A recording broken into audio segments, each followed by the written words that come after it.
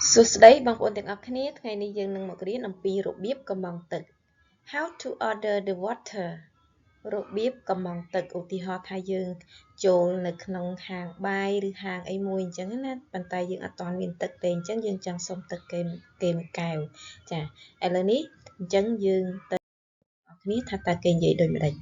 អញ្ចឹងខ្ញុំសុំទឹកមួយកែវមកបានទេយើងនិយាយថា Can I get a glass of water please Can I get a glass of water please ខ្ញុំសូមទឹកមួយកែវមកបានទេអូខេអញ្ចឹងនៅពេលហ្នឹងអ្នករត់តុកឬក៏នៅក្នុងហាងហ្នឹងអ្នកធ្វើការនៅក្នុងហាងហ្នឹងគេយកទឹកមកឲ្យយើងហើយចា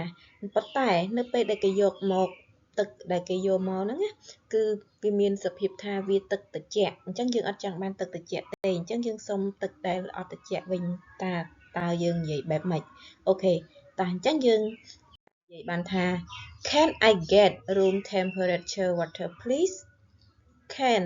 I get room temperature water please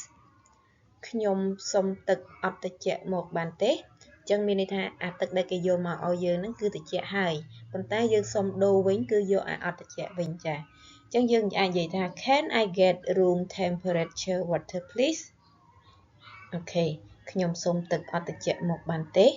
អូខេអញ្ចឹងពេលដែលគេយកមកទៀតថាតើទឹកដែលគេយកមកហ្នឹងវាអត់ត្រជាក់ប៉ុន្តែ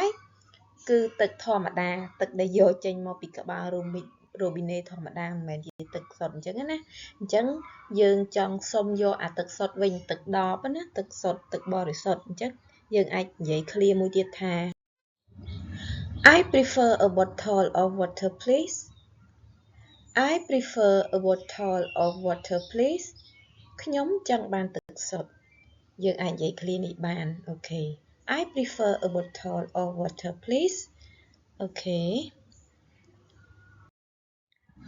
វីដេអូរបស់ខ្ញុំក៏ដល់ទីបញ្ចប់ហើយដែរហើយបងប្អូនទាំងអស់គ្នា